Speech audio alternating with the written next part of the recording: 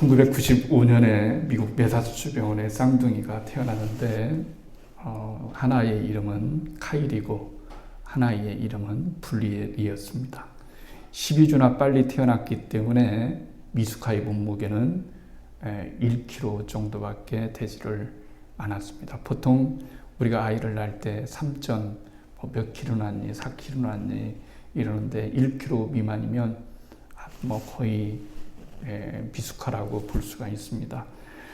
그런데 카일이는 괜찮은데 브리엘이 이 심장에 심각한 문제가 생겨서 생명이 위험할 수 있는 그런 지경에 빠지게 되었습니다. 의사들은 모든 노력을 해봤지만 가망이 없다 이렇게 진단을 내리고 그 둘 중에 하나는 브리엘은 죽을지도 모르겠다라고 이렇게 예단을 했습니다. 그런데 간호원들이 이렇게 했습니다.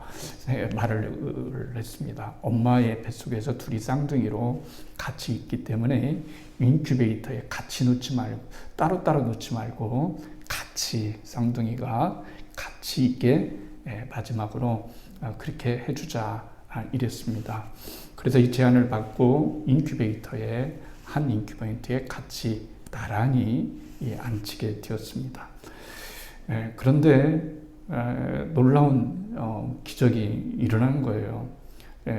그 건강한 아기 카이리가 그 작은 손을 뻗어서 같이 태어났던 쌍둥이 브리엘을 껴안는 거예요. 본능적으로 이렇게 껴안는 거예요. 그런데 껴안았던 그 순간부터 심장 박동이 다시 뛰기 시작을 하고 그리고 정상적으로 뛰기 시작해서 혈압과 그리고 체온이 정상으로 돌아오고 심장 박동이 정상으로 돌아와서 이 두 아이가 살아났던 그런 기적이 있었습니다. 그만큼 우리가 이렇게 접촉한다고 하는 것은 굉장히 중요한 것 중에 하나라고 말을 할 수가 있습니다. 저는 이렇게 사랑하는 후배들이 좀 있습니다. 물론 존경하는 선배님들도 있지만 요즘 시대에 저도 참 부족하지만 존경하는 선배, 존경하는 후배 찾기 참 힘듭니다. 그런데 아주 서울에서 목회를 잘 하는 후배가 1년에 한 2번 정도는 꼭 찾아옵니다. 그래서 같이 식사를 하고 나누는데 딱 들어오면 그 친구가 가장 먼저 저한테 하는 것은 인사인데 어떻게 그 친구는 인사를 안 하면 저를 꼭 껴안아 줍니다. 허그를 하는 거죠. 그래서 저를 꼭 껴안아 줘요. 그러면 서로의 심장이 뛰는 것 정말 가짜로 안아주는 것이 아니고 진짜의 사랑을 담고 꼭 껴안아 주니까 서로의 애정과 우정과 그리고 선후배로서의 그런 관계가 더욱더 깊어지는 것을 말할 수가 있습니다. 1940년대에 프랑스의 국립병원의 심리학자였던 루네 스피츠 박사가 수천 명의 아이들을 대상으로 연구한 결과가 있습니다. 그건 뭐냐면 피부에 접촉이 없는 아이들에게 나타나는 접촉 결핍증, 결핍 접촉증이 아이들에게 세포를 죽인다는 것을 발견하게 되었던 거예요. 그럼 반대로 그렇죠. 지금 만나면 그게 굉장히 중요한 거죠. 나도 우리 다운이를 만나면 너무 행복하고 너무 좋아서 우리 다운이를 꼭 안아줘요. 그러면 이 아이도 피하지 않습니다. 그러면 같이 안아주는 거죠. 그러니까 거기에서 행복감을 굉장히 느낀다는 것을 말씀해 주고 있습니다. 왜 이런 말씀을 드리냐면 오늘 주제가 설교 제목이 하나님의 안아주심입니다. 하나님의 안아주심. 하나님은 영적인 분이고 우리는 육적인 존재인데 영적인 하나님께서 우리를 안아주실 때 우리는 정말로 느낌을 가질 수 있을까 라고 이렇게 생각을 하면은 사실은 느낌을 갖지를 못해요. 그래서 우리가 영적으로 소생돼야 된다는 것이 이게 굉장히 중요한 거죠. 우리가 예수를 믿지 않고 자연인일 때는 영적으로 죽었기 때문에 하나님에 대해서 말을 해도 믿어지지가 않고 하나님의 존재에 대해서 말을 해도 결코 믿어지지가 않는 거죠. 그런데 우리가 예수를 믿고 거듭나게 되면 영적으로 살아나게 되어서 하나님께서 우리와 함께 하시고 우리 안에 내주하신다는 사실을 우리는 비로소 알게 되는 것을 알 수가 있습니다. 하나님께서 이스라엘 백성을 애굽에서 꺼내셨어요. 놀라운 기적을 통해서 애굽에서 꺼내셨죠. 그런 것처럼 이스라엘 백성들이 광야에 이제 가게 됐죠. 그래서 아시는 것처럼 그들은 쉽게 가나안 땅에 들어갈 수 있었음에도 불구하고 불신앙, 하나님을 믿지 못하는 불신앙으로 인해서 그들은 40년 동안 광야를 배회를 해야만 했어요. 광야를 배회를 해야만 했는데 1년이 지나고 난 다음에 이들은 너무 지쳤어요.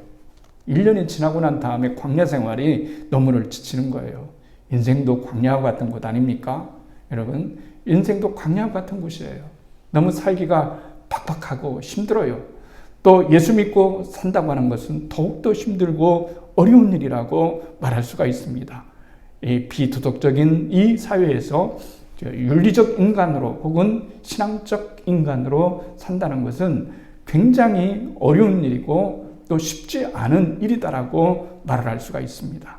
광야의 길을 우리가 어떻게 건너는가 하는 것이 굉장히 중요한 일이라고 말을 할 수가 있죠. 그런데 오늘 주님께서 모세를 통해서 1장 31절에 신명기 1장 31절에 이렇게 말씀을 하고 있는 거예요. 광야에서 너희가 당하였거니와 사람이 자기의 아들을 아는 것처럼 너희 하나님 여호와께서 너희가 걸어온 길에서 너희를 아느사 이곳까지 이루게 하셨느니라. 그래서 여기서 두 번이나 반복되어지는 단어가 아느사입니다. 아느사, 우리를 안아가지고 하나님께서 광야를 걷게 하셨다는 이 놀라운 말씀에 이스라엘 백성들은 별로 감동이 되지를 않는 거예요. 그런 거 있잖아요. 우리는 열심히 누군가 얘기하는데 하나 감동이 되지 않는 거 있지 않습니까? 좋은 말이기는 해요. 신앙적인 말인 것은 이해를 해요. 그런데 내 마음에, 내 피부에 와닿지가 않는 거예요. 그럴 때가 있지 않습니까? 그런데 어느 때는 누가 조금만 말을 해도 감동이 되어지고 눈물이 나오고 정말 감격이 되어지고 그럴 때가 있어요. 인간이라고 하는 것은 이렇게 항상 좋은 때만 있는 것이 아니고 안 좋은 때도 있고 안 좋은 때도 있지만 좋은 때도 있는 거예요. 운전을 하고 가면 요즘 주님께서 꼭 하시는 말씀처럼 그런 때가 와요. 시내를 운전을 하고 나면은 꼭 있는 것이 뭐냐면은 신호등이에요. 빨간 신호등도 있고 파란 신호등도 있죠. 빨간 신호등은 멈춰라고 하는 거예요. 어느 때는 굉장히 몇 초도 안 되는데 굉장히 오래 걸리는 것처럼 느껴져요. 그때마다 되는 건 뭐냐면 반드시 빨간불은 파란불로 바뀌게 되어 있다. 파란불도 빨간불로 바뀌게 되어 있으니 인생이라고 하는 것을 너무나 어렵게도 생각하지 말고 그리고 또 쉽게도 생각하지 말고 주님께서 인도하시는 방향으로 주님께서 인도하시는 곳으로 우리가 순종하며 나아가는 그것이 주님께서 기쁨으로 우리를 인도해 주시는 거라고 하는 것을 우리가 생각해 볼 수가 있습니다. 이스라엘 백성들은 광야를 가면서 그들은 원망을 많이 했습니다. 불평을 많이 했어요. 원망, 불평. 누구나 가질 수 있는 거 아니겠습니까? 원망 없는 사람 어디 있겠어요? 불평 없는 사람이 어디 있겠어요? 하나님께서 좋은 땅 주신다고 가나안 땅 주신다고 우리를 불러냈는데 가나안 땅은 나오기는커녕 낮에는 뙤약볕과 저녁에는 찬바람과 그리고 맹수들과 전갈과 맹수들, 적군들 물은 이렇게 하루하루를 정말 사름판을 걷는 것처럼 하루하루를 사랑판을 걷는 것처럼 그렇게 걷는 것, 이것이 이스라엘 백성의 삶이었단 말이죠. 그러니까 그들이 하나님 앞에서 불평을 막 하고 있을 때 모세가 1년이 딱 지나고 난 다음에 그들에게 말씀을 해주는 거예요. 너희들 여기 1년 동안은 걸어왔지만 너희들이 혼자 온 게 아니야. 너희들이 혼자 온 것이 아니고 하나님이 너희들을 안아서 여기까지 오게 된 거야. 그러니까 너희들이 염려하지 말고 지금 굉장히 광야 생활이 너무너무 힘들다라고 이렇게 생각하지 말고 언젠가는 가나안 땅에 도달할 수 있는 그런 비전과 그런 꿈과 그런 하나님의 약속을 붙잡기를 진정으로 원한다라고 하는 것이 이 설교에서 모세가 이스라엘 백성들에게 전해지고자 하는 말씀이었습니다. 인생을 살아가면서 왜 누구는 이렇게 모세는 이런 말을 할 수 있을까요? 똑같이 그렇죠? 모세만 다른 사람 이스라엘 백성들을 만나 먹을 때 모세는 살짝 빠져나가 가지고 짐승 잡아 가지고 맛있는 그런 불고기를 먹었다든지, 모세만 진수성찬 차려 먹다든지 이런 건 아니지 않습니까? 그렇죠? 똑같이 고생했어요. 똑같이 목마를 때 모세도 목마르야 했고, 이스라엘 백성이 배고플 때 꼭 함께 배고파야 됐죠. 그게 신앙의 공동체 아니겠습니까? 만약에 모세만 특별한 반찬을 먹고 특별한 음식을 먹었다고 한다면 그건 리더로서의 자격이 없는 거죠. 그렇지 않겠습니까? 정말로 모세가 리더였기 때문에 그도 똑같은 그런 고통 가지고 있었고, 더욱이 많은 사람들은 모세를 하나 상대하지만 모세는 많은 사람을 상대해야만 되는 그런 상황 가운데 놓여 있을 때 모세가 이스라엘 백성들에게 말씀하는 거예요. 너희들이 지금 여기까지 와서 못 살겠네, 너무 힘들었네 막 이러지만은 내가 영적인 눈을 떠서 하나님의 약속의 눈으로 우리의 현실을 바라볼 때는 너희들이 그냥 온 것이 아니라 하나님이 우리를 안아서 우리를 품에서 안아서 우리를 이렇게 광야에서 물이 없으면 물이 있는 곳으로 인도하고 먹을 것이 없으면 만나를 내려주시고 이렇게 하시면서 우리를 이렇게 보살폈으니 앞으로의 날도 하나님이 우리를 보살피실 것이요 너희들의 후대손은 반드시 가나안 땅에 들어가서 젖과 꿀이 흐르는 땅에서 하나님의 놀라운 은혜를 성취하리라 라고 이렇게 말할 수 있었던 것은 모세가 하나님에 대한 진정한 신뢰와 믿음을 가지고 있었기 때문에 그런 겁니다. 확신, 믿음. 분명히 하나님은 그러실 거라고 하는 그런 믿음을 가졌기 때문에 여러분 그런 거예요. 그래서 모세는 세 가지를 지적했어요. 첫 번째는 이렇게 얘기를 합니다. 30절에 1장 30절에 신명기 1장 30절에 너희보다 먼저 가시는 너희의 하나님, 그래서 너희보다 먼저 가시는 하나님의 하나님. 정말 그렇잖아요. 지금까지는 내가 내 길을 막 개척한다고 그랬어요. 힘들다고 하는 것을 힘들다고 생각을 했어요. 그런데 생각해 보니까 하나님께서 내 길을 먼저 가셔서 거기에 정글이 나오면 그 나무를 쳐내고 길이 없으면 길을 만드셔서 하나님께서 우리를 안아서 너희들을 인도하셨다는 사실을 우리가 기억해라 라고 하는 거예요. 너희보다 하나님이 먼저 가셔서 너희의 하나님 여호와께서 애굽에서 너희를 위하여 너희의 목전에서 모든 일을 행하신 것 같이 이제도 너희를 위하여 싸우실 것이다 라고 했습니다. 너희를 위해서 싸우실 것이다는 거예요. 인생 영적 전쟁 아니겠습니까? 인생 영적 전쟁입니다. 어쨌든지 간에 인생을 살아내려면 우리는 보이지 않는 그런 일들 속에서 보이지 않는 그런 영적 전투를 해내야 되는데 하나님께서 이스라엘 백성들에게 하신 말씀은 뭐냐면 내가 너희들을 위해서 싸웠다라고 하는 거예요. 분명히 싸운 것은 이스라엘이었어요. 그런데 모세의 눈으로 보면 너희들이 이겼던 그것은 너희들이 이겼고 너희들이 승리했던 그 지점에는 언제나 무엇이 있었냐면 여호와 하나님께서 너희들보다 먼저 앞서가시고 적들을 이미 파악했기 때문에 너희들이 이길 수 있었다라고 하는 거예요. 인생을 살다 보면 그런 거죠. 아말렉이 특별히 이스라엘 백성에게 가장 큰 적의 존재였어요. 힘이 있는 사람들은 잘 가지만 지치고 노약자고 병들고 이런 사람들은 광야를 계속해서 순례할 때 그 집단을 따라간다는 것이 결코 쉬운 일이 아니었거든요. 쉬운 일이 아니었는데 그 아말렉들은 뒤에서 숨었다가 뒤에 있는 앞으로 전진하지 못하는 패잔병과 같은 그런 사람들 급습해서 그 사람들을 죽이고 빼앗고 이렇게 이스라엘 백성들을 괴롭혔어요. 그러니까 이스라엘 백성들에게는 항상 스트레스가 있는 거예요. 보이지 않는, 그러면서 숨어있는 이 아말렉과 그리고 더위와 추위와 배고픔과 목마름과 이런 모든 것들을 가지고 광야의 길을 걷게 하시는데 하나님께서는 뭐라고 말씀하시냐면 모세를 통해서 내가 너희들을 대신해서 싸워주었다. 이렇게 말씀하는 거예요. 싸워주었다.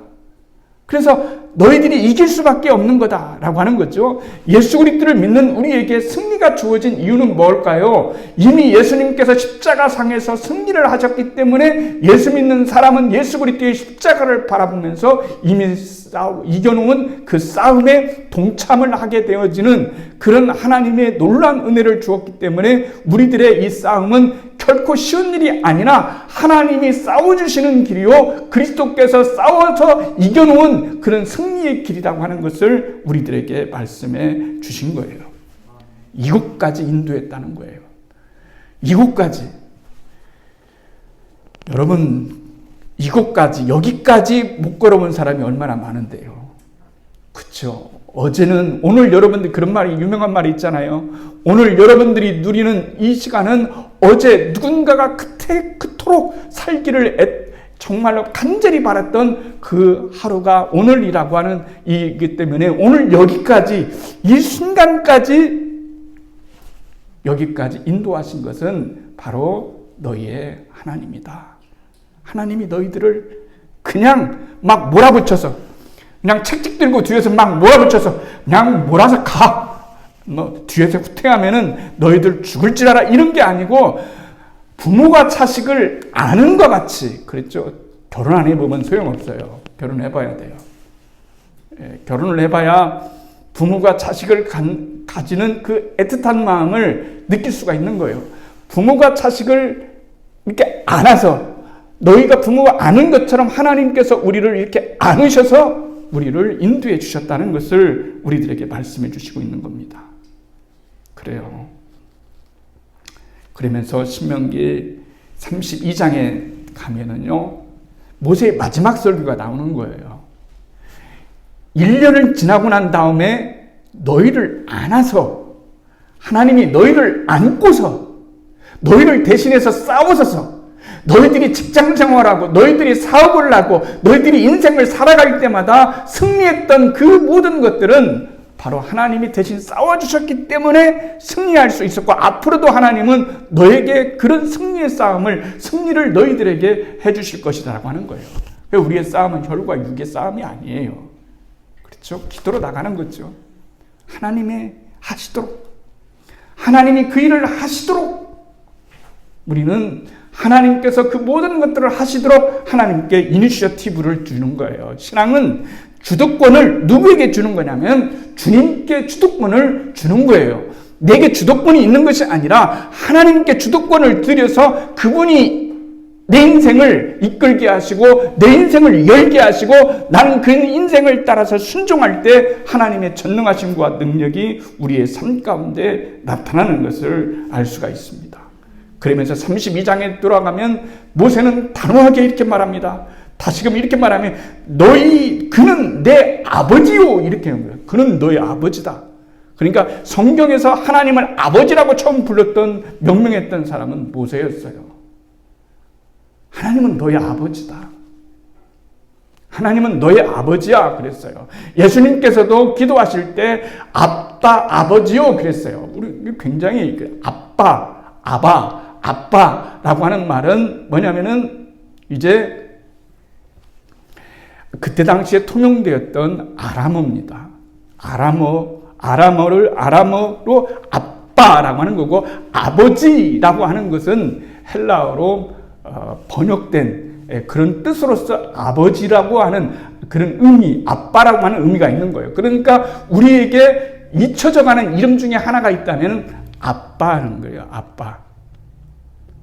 따로는 어렸을 때는 저희 딸이 저를 부를 때 당연히 아빠라고 불렀죠. 아빠 그런 거예요. 그러나 시간이 지난 다음에 커서 이제는 뭐냐면 어느 때는 아버지 이렇게 하면은 뭔가 제가 많이 늙은 것 같아요. 그리고 거리도 좀 있는 것 같아요. 아빠라고 하면 굉장히 친감이 있는 거죠. 주님께서 우리들에게 가르쳐 주시고자 했던 것도 그런 거예요. 하나님은 너희의 아버지시지만 동시에 아빠이시다라고 하는 것을 우리들에게 말씀을 해주시고 있는 거예요. 아빠의 손을 잡고 가는 그 행복감을 느껴보셨을까요? 좀 그렇죠. 우리 다원이가 저 뒤에서 아빠하고 손잡고 교회를 왔어요. 두려울 게 없고 무서울 게 없고 부러울 게 없겠죠. 아빠의 손을 봤는데 아빠는 모든 것이 다 가능한 존재예요. 저만한 나이 때. 그렇죠? 하나님이 너희들이 어린아이와 같지 아니하면 하나님 나라에 결코 들어올 수 없다라고 하는 말씀을 이해할 수 있는 거예요. 아빠에 대한 순수한 마음, 내가 믿는 아빠, 아버지 하나님은 내 인생의 모든 것들을 변화시킬 수 있고 하나님은 그 어떤 것을 변해서 선으로 바꾸시는 하나님의 놀라운 섭리가 아버지에게 있다고 하는 그 아버지에 대한 든든한 신뢰와 믿음이 우리 인생으로 하여금 더욱더 복되게 살아가게 하는 거예요. 성경은 많은 장이 있어요. 예전에도 말씀드렸던 것처럼 한 장만 꼽으라면 저는 누가복음 15장을 갖겠어요. 누가복음 15장을 갖겠습니다. 왜 그런 걸까요? 거기에는 잃어버린 양에 대한 비유가 나오고 잃어버린 동전에 대해서 나오고 잃어버린 아들에 대해서 나오는 거예요. 그래서 잃어버린 한 양을 찾았을 때, 어린 양을 찾았을 때 기뻐하는 목자의 그 모습 속에서 하나님의 무한하신 그 놀라운 사랑을 발견하게 되어지고, 그리고 잃었던 동전 몇 푼이 전부인 이 사람이 재산을, 동전을 잃었을 때 이 여인이 동전을 찾았을 때는 그 기쁨, 그리고 떠나고 집을 떠나서 자기의 방식대로 살겠다고, 자기의 멋대로 살겠다고 멀리 떠났던 그 작은 아들을 하나님은, 아버지는 오늘도 넉넉하신 마음으로 와서 기다리는 거죠. 그래서 저는 미술에 대해서 문외한이지만 렘브란트의 돌아온 탕자의 그림 1669년에 그려졌는데요. 지금 러시아의 박물관에 소장이 되어 있어요. 그 그림을 보게 되면 굉장히 빛의 마술사라고 명명한 렘브란트의 명성에 걸맞게 그 그림 안에 섬세함이 다 들어있어요. 아들이 아버지 돌아와서 품에 앉았어요. 왼발은 신발이 벗겨져 있어요. 때가 드륵드륵 쪄서 여러분 신발이 벗겨져 있어요. 벗겨져 있고 그 왼발은 정말로 더럽혀져 있어요. 오른발은 다 신발이 헤어져서 반쪽만 걸쳐져 있는 그런 모습을 띠고 있어요. 그리고 머리는 다 밀었어요. 그리고 아버지의 품에 잠겼어요. 아버지는 아들을 안았어요. 왼손에는 울퉁불퉁한 심줄이 나와 있습니다. 아버지의 권위를 상징하고 있어요. 그러나 오른손은 한없이 부드러운 손을 상징하고 부드러운 그림을 그려놓고 있어요. 눈에는 정말로 짓눌러서, 너무 많이 울어서 짓눌러서 자식에 대한 연민, 사랑을 품고 있는 아버지의 모습을 보게 되는 거죠. 정말 신이 인간이 되어서, 하나님이 인간이 되어서 나 같은 존재를 무엇이간데 그렇게 기다리고, 나 같은 존재가 무엇이간데 나를 그렇게 사랑한다는 그런 사실을 접하고 알았을 때 우리는 우리 속에서 새로운 자존감이 생기고, 나 같은 죄인 살리신 하나님의 놀라운 은혜를 못 잊어서 우리는 진정으로 하나님 앞에 주권을 인정해 드리며 우리는 주님을 바라보며 살아갈 수가 있는 것이죠.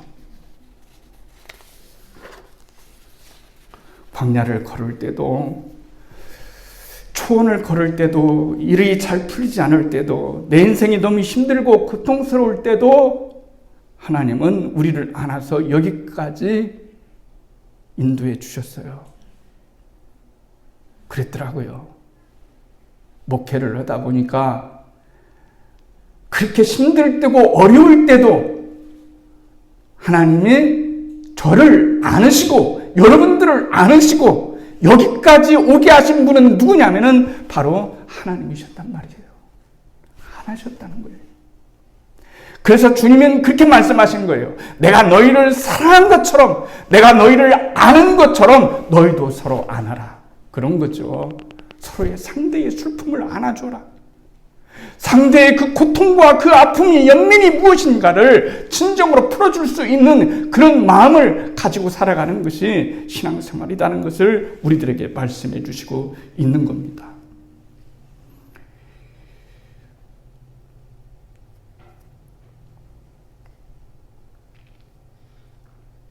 하나님께서 성경에서 가장 많이 말씀하신 것은 뭘까요? 두려워 말라입니다. 인생 살다 보면 두려울 때도 있지 않겠습니까? 그렇잖아요. 미래가 두려워요. 또 살아가는 것이 두려울 때도 있어요. 의미 없을 때도 있어요. 그때 하나님께서 우리들에게 하시는 말씀은 두려워하지 말아라. 내가 너를 안고 간다. 안고 간다. 너는 내 자녀야. 이렇게 말씀하시는 이 놀라운 은혜가 우리들 가운데 있기를 원한다는 겁니다. 너희들은 내 자녀란 말이야. 이 사실 하나로 우리는 이 땅에 살아갈 때 힘을 얻고 살아갈 수 있는 용기와 믿음이 생기는 거죠. 예수를 바로 믿는다고 해서 거부가 된다든지 갑자기 병든 사람이 막 낫는다든지 그런 일도 있겠지만은 사실 그런 것보다 더욱더 중요한 건 뭐냐면 예수를 믿고 난 다음에 우리들에게 주신 놀라운 은총은 뭐냐면 너희들은 나의 자녀다라고 하는 거예요. 하나님의 자녀가 되었다는 거예요. 하나님의 자녀가 되었다는 그 사실이 우리로 하여금 얼마나 우리가 행복하게 여러분 인생을 살 수 있을까요? 그렇지 않겠습니까? 누구의 자녀가 되냐고 하는 것이 정말로 너무너무 중요한 거예요. 하나님의 자녀가 되었다는 사실은 우리로 하여금 이 인생을 살아가게끔 하는 자양분이 되어지고 원천이 된다는 것을 우리들에게 말씀해 주시고 있는 겁니다. 나는 하나님의 품 안에 안겨져 있는 사람이야. 오늘도 우리는 그냥 온 것 같아요. 내일도 풀어야 될 숙제가 있어요.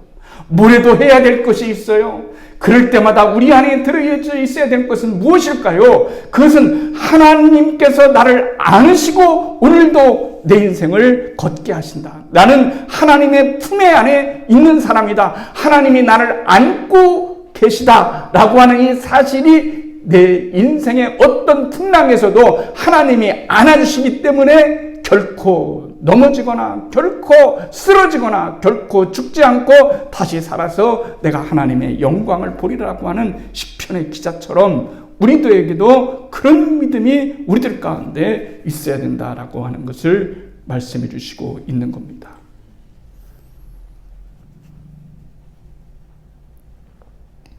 하나님은 우리의 아버지십니다. 그분은 우리를 안으시는 분이십니다. 우리의 죄도 안으시고 우리의 허물도 안아주시고 우리의 실패도 안아주시고 우리의 못난 자아도 안아주시는 그런 하나님이십니다. 그래서 우리로 하여금 새롭게 일어날 수 있는 그런 전능하신, 전지하신 사랑의 하나님이라는 사실을 기억한다면 우리는 언제 어디서든지 다시 일어날 수 있지 않을까요? 내 자신이 똑똑해서가 아니라, 우리의 교회가 잘나고 능력이 있어서가 아니라, 오히려 부족하기 때문에, 오히려 무능하기 때문에, 오히려 하나님을 더욱더 의지하고 하나님의 손길을 바라보면서 나아갈 때 하나님의 전능하신 손길이 우리들 가운데 나타나지 않을까요? 그것이 오늘 우리들에게 하나님께서 주시고자 하는 겁니다. 내가 너를 안아서 여기까지 온 거야. 알겠니 얘들아? 나는 너희의 아버지란 말이다. 자식이 부모를 부인하면 그처럼 불행한 것이 어디 있겠니? 나는 자비로우신 전능하신 너의 아버지야. 잠시 잠깐 동안 이렇게 광야의 길을 걷지만 이 광야의 길 속에서 나는 너를 더욱더 만날 것이고, 나는 너를 더욱더 안아줄 것이고, 그리고 모든 위험에서 너를 건지시며 나는 너를 복되게 하실 그런 유일한 너의 아버지란 말이야. 그러니 오늘도 나를 바라보고 환경과 조건을 바라보지 말고, 땡볕을 바라보지 말고, 추위를 바라보지 말고, 불뱀을 바라보지 말고, 전갈을 바라보지 말고, 물 없는 사막을 바라보지 말고, 언제나 하루하루 나로 하여금 살게 하시고 먹게 하시고 입게 하시고 발이 부르트지 않도록 신발을 지어서 주신 우리 하나님을 바라보면서 오늘도 나를 안아주시면서 인생을 걷게 하시고 승리하시는 그런 나를 바라보면서 승리하기를 바란다. 이렇게 말씀하시는 주님의 음성을 우리가 듣고 현장에서 승리할 수 있는 저와 여러분이 되기를 주님의 이름으로 간절히 축원을 드리겠습니다.